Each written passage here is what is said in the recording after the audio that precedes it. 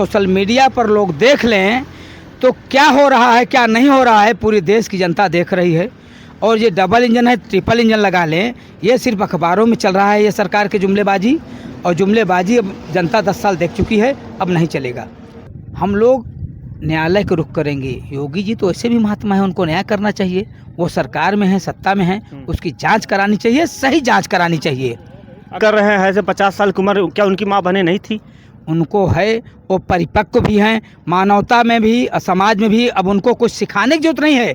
ऐसे लोगों के मानव जीवन में या मानव समाज में जगह ही नहीं होनी चाहिए। मैं तो न्यायालय से कहूँगा कि अगर ये सत्य है, अगर इन्होंने ऐसे कृत्य किया है तो ऐसे लोगों को फांसी देना चाहिए, फांसी देना चाहिए, एकदम फांसी देना चाहिए। और उनका परिवार ये भी कह रहा है कि ऐसे लोगों पे घरों पर बुलडोजर भी चला देना चाहिए। तो परिवार कह रहा है तो बाबा जी की सरकार है तो बुलडोजर चलाते हैं तो लोग तो मांग करेंगे ही ने।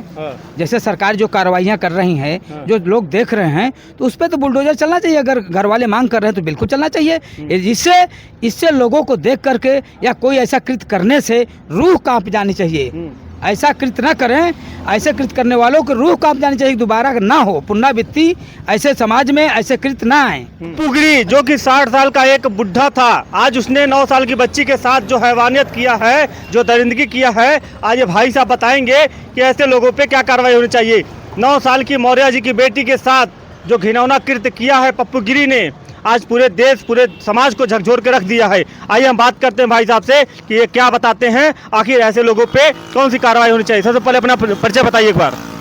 साथी आपका बहुत बहुत धन्यवाद। मैं रमेश पटेल, पूर्व लोकसभा प्रत्याशी इलाहाबाद, वर्तमान सरदार सेना प्रभारी जमुना पाट। साथियों, जब अखबार में पढ़ा, सोशल मीडिया पर देखा तो बहुत ही शर्म की बात है।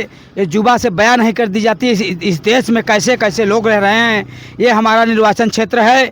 यहाँ जब सुना कि 50 साल का एक व्यक्ति बेटी के साथ जो है ऐसा कृत्य करता है, वो तो मुंह से कहा नहीं जा सकता है। ये बहुत शर्मनाक है। ये हमारे जमुना पार की पुलिस की फेल्योर्स है, इसलिए पुलिस कार्रवाई नहीं करती है समय से। लोग अगर शिकायत करते हैं तो पुलिस आनाकानी करती है। चाहे जिस भी जमुना पार में देख लीजिए, इतना शिकायत आ रहा है, इतना शिकायत आ रहा है पुलिस के कि अब क्या बताएं। अच्छा, ये बताइए कि उस बच्ची के साथ हैवानियत की जाती है, उसके बाद वो बच्ची अपनी माँ से बताती है, अपने घर वालों से बताती है, और जब ये मामला प्रशासन तक पहुंचता है तो बताया जा रहा है कि एप्लीकेशन चेंज करवा दिया जाता है प्रशासन के द्वारा। ये इसलिए करा दिया जाता है कि पुलिस की जो है रिपुटेशन न खराब हो। आम आदमी जब थाने जाता है तो डर बस के एप्लीकेशन चेंज करा दी जाए, और बहुत साधारण तरीके से आदमी उस पर साइन कर देता है। वहाँ की नहीं है, हर थानों में है। डेली 4 शिकायतें हमारे पास आ रही हैं।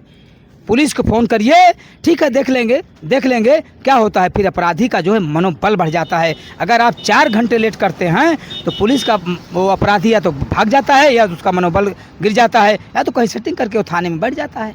योगी जी की सरकार है, डबल इंजन की सरकार है, बड़े बड़े माफिया और हत्यारे और बलात्कारी सब जो है बिलों में छुपे हैं, मगर आज कहाँ से पैदा हो रहे हैं सब। ये अखबार और सोशल मीडिया पर लोग देख लें तो क्या हो रहा है क्या नहीं हो रहा है पूरे देश की जनता देख रही है। और ये डबल इंजन है, ट्रिपल इंजन लगा लें, ये सिर्फ अखबारों में चल रहा है ये सरकार के जुमलेबाजी। और जुमलेबाजी अब जनता 10 साल देख चुकी है, अब नहीं चलेगा। क्या कहेंगे ऐसे अपराधी, ऐसे बलात्कारियों को, ऐसे जो छेड़खानी कर रहे हैं, ऐसे 50 साल की उम्र, क्या उनकी माँ बहनें नहीं थी? उनको है, वो परिपक्व भी हैं, मानवता में भी, समाज में भी। अब उनको कुछ सिखाने की जरूरत नहीं है। ऐसे लोगों के मानव जीवन में या मानव समाज में जगह ही नहीं होनी चाहिए। मैं तो न्यायालय से कहूँगा कि अगर ये सत्य है, अगर इन्होंने ऐसे कृत्य किया है तो ऐसे लोगों को फांसी देना चाहिए, फांसी देना चाहिए, एकदम फांसी देना चाहिए। और उनका परिवार ये भी कह रहा है कि ऐसे लोगों पे घरों पर बुलडोजर भी चला देना चाहिए। तो परिवार कह रहा है तो बाबा जी की सरकार है तो बुलडोजर चलाते हैं तो लोग तो मांग करेंगे ही ने। जैसे सरकार जो कार्रवाइयाँ कर रही हैं, जो लोग देख रहे हैं, तो उस पर तो बुलडोजर चलना चाहिए। अगर घर वाले मांग कर रहे हैं तो बिल्कुल चलना चाहिए। इससे लोगों को देख करके या कोई ऐसा कृत्य करने से रूह कांप जानी चाहिए। ऐसा कृत्य न करें, ऐसे कृत्य करने वालों को रूह कांप जानी चाहिए, दोबारा ना हो पुनरावृत्ति, ऐसे समाज में ऐसे कृत्य ना आए। अच्छा, इन लोगों को बढ़ावा कहाँ से मिलता है?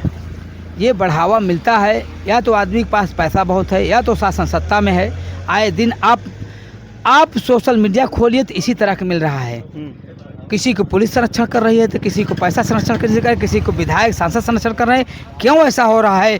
समाज में ऐसी प्रवृत्ति क्यों ज़्यादा जन्म ले रही है हम कहते हैं जो भी गलत करे उसके खिलाफ त्वरित कार्रवाई होनी चाहिए।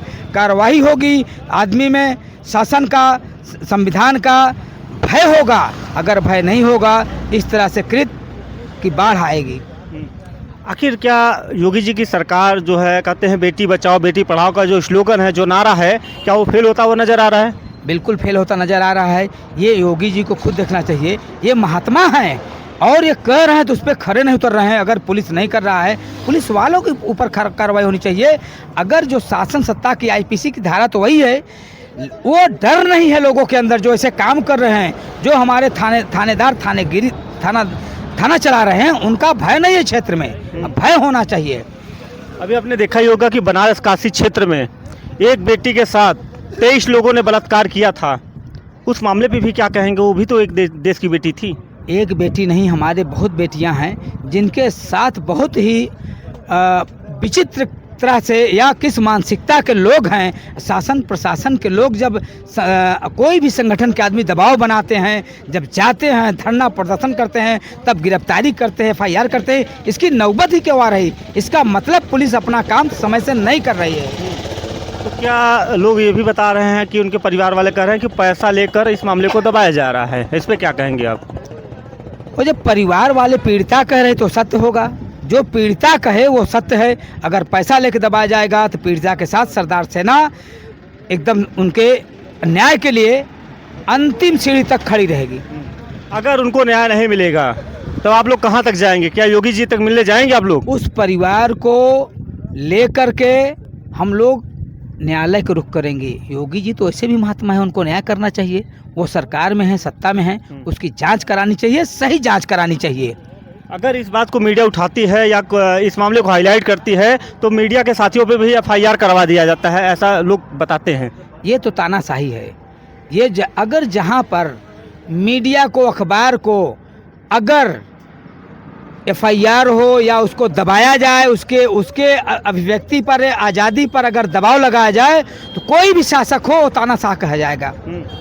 पप्पू गिरी जो कि 50 से 55 साल की उम्र में था, उसकी नाती पोते, उसके बहू, सब लोग वहाँ पे मौजूद थी घर पे, मगर ऐसा कृत्य करने का ये कैसे उसके मानसिकता में ये आ सकता है कि एक बेटी 9 साल की जो एक अभी दुनिया भी सही से नहीं देखी, उसके साथ ऐसी हैवानियत करना चाहिए उसको? ऐसा है कि ये गंदे मानसिकता के लोग हैं। ऐसे लोगों के खिलाफ बता तो मैं पहले भी कह चुका हूँ, ऐसी कार्रवाई हो कि एक मिसाल कायम हो और दोबारा इस तरह से पुनरावृत्ति ना हो। उनके परिवार के लोग ये भी कह रहे हैं कि अगर हमको सौंप दिया जाए, हाथ में दे दिया जाए, तो हम पहले उनका सर पे जो है बाल, उसको पूरा मुंडन करके, उसके काला मुंह काला करके, उसको गधे बैठा के पूरे गांव घुमाएंगे और चप्पलों से मारेंगे ऐसे लोगों को। नहीं, ये संविधान इजाज़त नहीं देता है।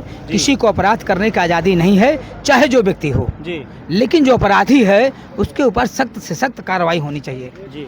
देखिए, जो 50 साल का जो बुढ़ा है, जो पप्पू गिरी नामक युवक है, आज 9 साल की बेटी के साथ इतनी हैवानियत करता है, इतने उसकी गंदी नीयत से उसको टच करता है, उसके साथ हैवानियत करने की निगाह से जो है उसके साथ क्या किया वो तो वही बच्ची बता सकती है। अभी मुकदमा दर्ज हुआ है, अब अपराधी जेल जाएगा, बलात्कारी जेल जाएगा। ऐसे लोगों पे क्या कार्रवाई होनी चाहिए आप लोग बताइएगा कमेंट करके। बहुत बहुत धन्यवाद।